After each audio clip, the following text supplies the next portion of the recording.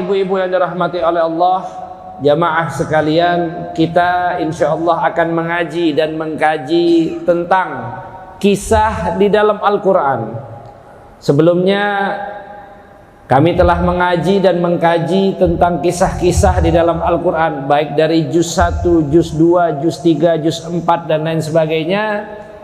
Dan alhamdulillah hari ini kita mengaji dan mengkaji tentang kisah di dalam Al-Quran tentang Ashabus Sabti, mereka yang melakukan pelanggaran di hari Sabtu. Siapakah mereka?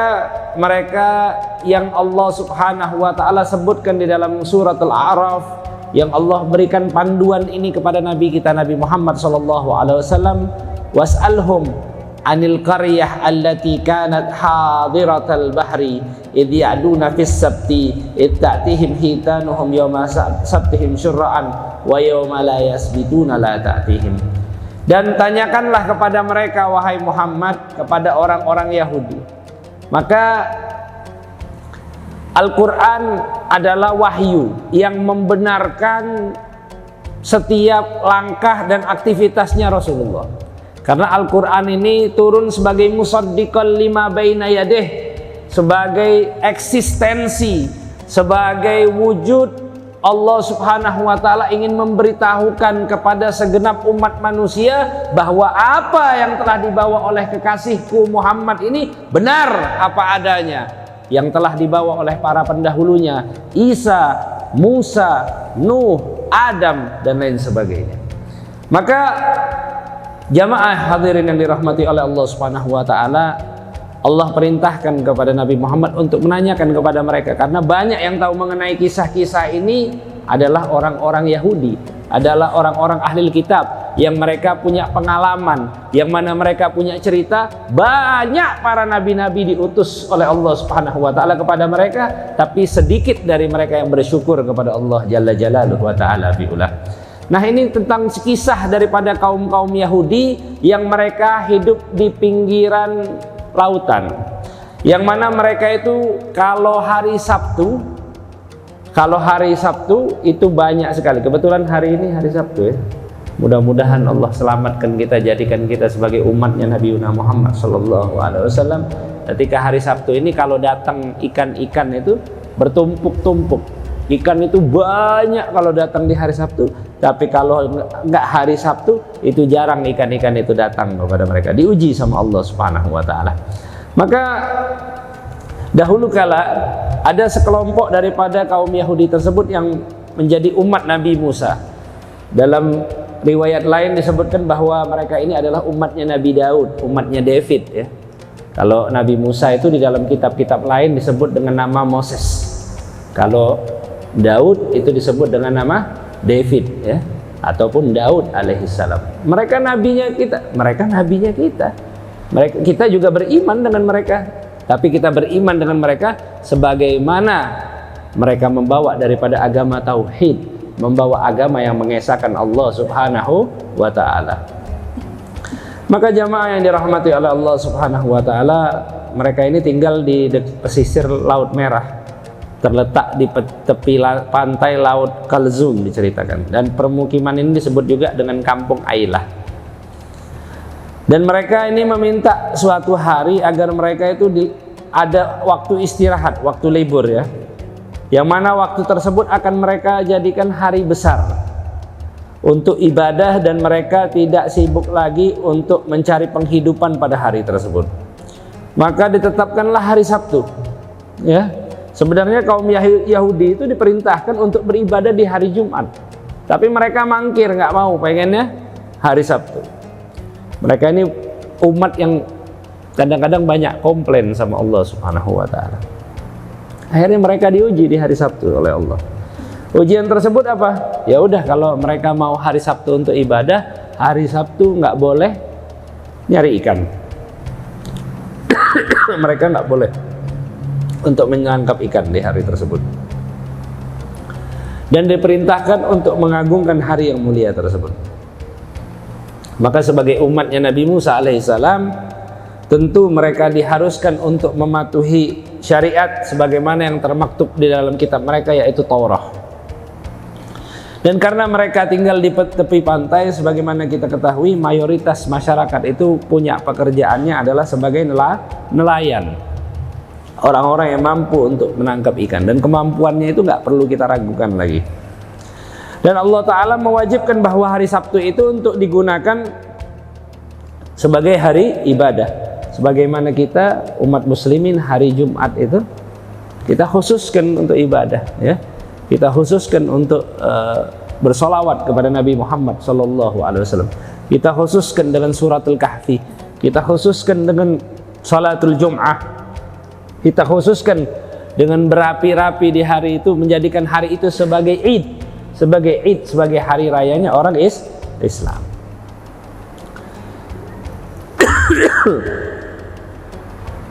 Maka mulai dari awal hari, pergantian hari, baik dari waktu ghurub, dari waktu terbenamnya matahari sampai berakhirnya hari Sabtu, mereka wajib untuk menghabiskan waktu tersebut hanya untuk menyembah kepada Allah Subhanahu wa taala, bersyukur dan zikir, mengingat kepada Allah. Dan Allah mengharamkan kepada mereka untuk menangkap ikan di hari Sabtu. Sepanjang Senin sampai Kamis boleh, ya.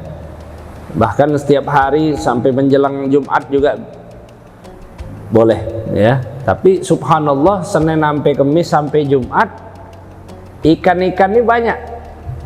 Wah, sampai Jumat tuh apa namanya? Ikan-ikannya kayak main petak umpet, kayak nggak ada. Tapi begitu hari Sabtu mau muncul, ikannya mulai rame. Senin sampai Kamis sepi, ikannya ya nggak kelihatan air aja. Tapi begitu Sabtu, riuk-riuk ikan tadi mulai tumbuh. Masya Allah, ya. Tepat ketika surya tenggelam, matahari terbenam, ya. Sabtu malam tiba, udah ikan itu tampak ramai muncul ke permukaan. Dan padahal kalau hari Sabtu ikannya nampakin diri bahkan.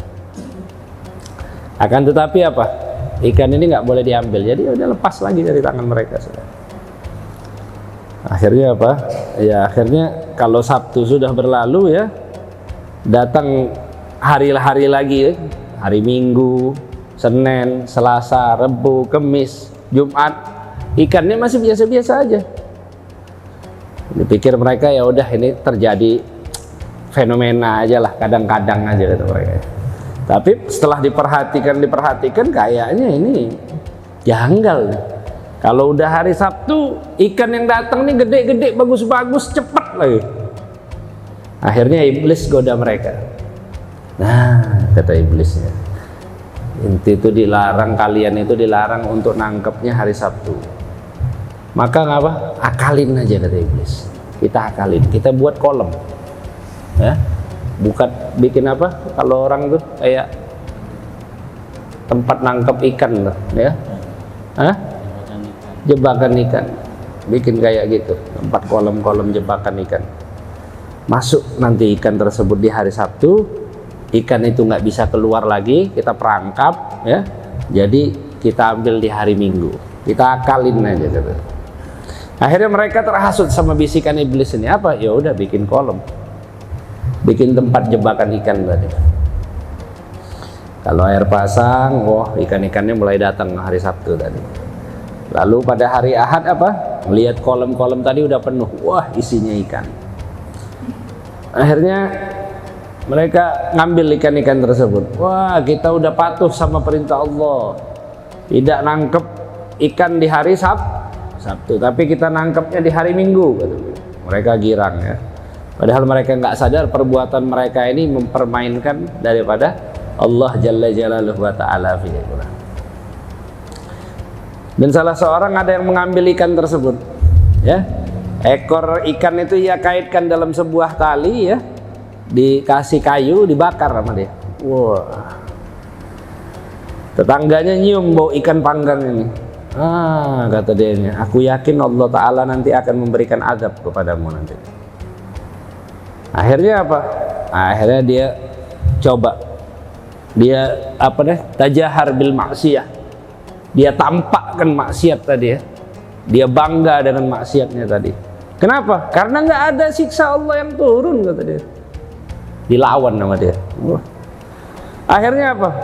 Diambil 2 ekor minggu depannya lagi. Akhirnya ngelihat begitu ya sebagian orang terpengaruh akhirnya. Percuma juga kita ngapain ngikutin Musa, kata dia. Nggak ada azab juga yang turun, nggak ada siksaan Allah yang kontan buat kita, kata dia. Akhirnya ketika maksiat tersebut sudah merajalela, masyarakat tersebut akhirnya terbagi menjadi beberapa kelompok. Dikisahkan ada 3 kelompok, ya.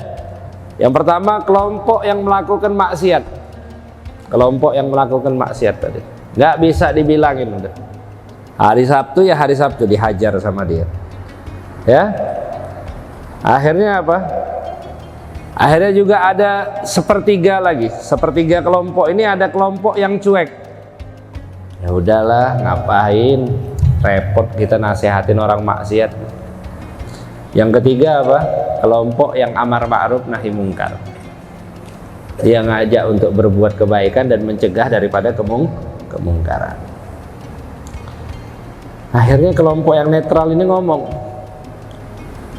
lima ta'iduna qauman Allah muhlikum wa mu'adzibuhum adzaban syadida.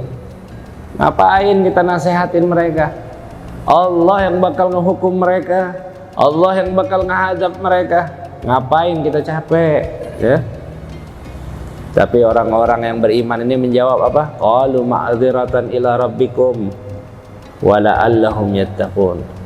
Kita ini nasihatin mereka amar ma'ruf nahi mungkar biar kita punya alasan sama Allah, biar kita nggak diazab sama Allah Subhanahu wa taala, biar kita ini dianggap sudah memberikan peringatan kepada mereka, dan juga kita berharap mudah-mudahan mereka menjadi orang-orang yang bertakwa. Syuf, di sini nilainya amar ma'ruf nahi mungkar, ya. Bukan mengecap orang tersebut menjadi orang yang sesat, bukan. Akan tetapi kita berharap mereka mendapatkan rahmatnya Allah Subhanahu wa taala dan di dalam golongan orang-orang yang bertakwa kepada Allah. Jadi orang yang amar ma'ruf nahi mungkar adalah orang yang mengajak untuk bersama-sama ke surganya Allah. Bukan mengklaim surga ini adalah miliknya sendiri, bukan. Tapi mengajak untuk bersama-sama untuk masuk ke dalam surganya Allah Jalla Jalaluhu wa ta'ala fi'ulah. Akhirnya apa? Akhirnya subhanallah, ketika kelompok yang melanggar ini nggak berhenti-berhenti juga, bahkan menentang nasihat, ya. Ya mereka wah kurang ajar terhadap para alim ulama, ya, melakukan kebiadaban dan lain sebagainya. Akhirnya orang-orang yang melakukan amar ma'ruf nahi mungkar ini ngomong, ya udah kalau gitu kita nggak mau lagi tinggal deketan sama antum, kita pisah aja, ya. Mereka bagi kampung tadi, dipasangin apa, pembatas, ya. Buat yang pemukiman orang-orang yang muslimin tadi ada batasnya, ya. Buat orang-orang yang melanggar tadi juga ada pintu sendiri. Mereka punya pintu sendiri, yang orang muslimin ini punya pintu sendiri. Akhirnya suatu hari ketika orang-orang yang gemar untuk beribadah kepada Allah, yang melaksanakan amar ma'ruf nahi mungkar ini lagi duduk-duduk di rumah mereka, ngerasa ada sesuatu yang aneh. Karena biasanya nih orang-orang yang melanggar ini kadang-kadang ada aja lewat seliweran, tapi ini nggak ada sama sekali. Bingung mereka, pasti ada sesuatu nih yang terjadi sama mereka. Akhirnya apa? Akhirnya mereka nyamperin ke desa sebelah, ataupun yang udah dibatas tadi itu, mereka nyamperin ke kelompok sebelah. Begitu mereka melihat apa? Ternyata orang-orang yang melanggar tersebut, melanggar daripada perintahnya Allah, melakukan maksiat dengan terang-terangan tadi, sudah dikutuk oleh Allah Subhanahu wa taala menjadi kera. Falamma atau amanuhun anhu qulna lahum kunu qiradatan khasiin. Allah jadikan sebagai kera-kera yang hina wal iyadu billahi ta'ala.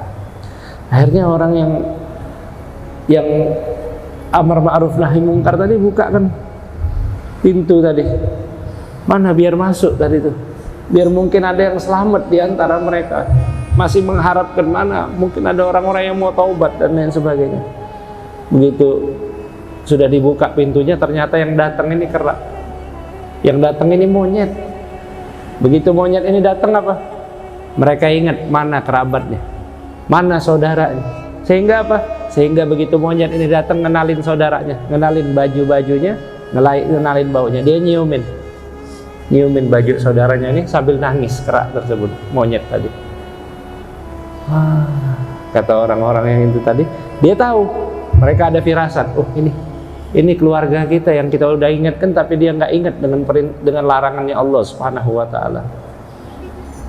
Kan kami udah ngingetkan kamu, katanya. Kita udah ingatkan kamu biar untuk selalu melaksanakan perintahnya Allah, menjauhi larangannya Allah. Ini kera apa? Begitu dibilangin begitu, mangkuk.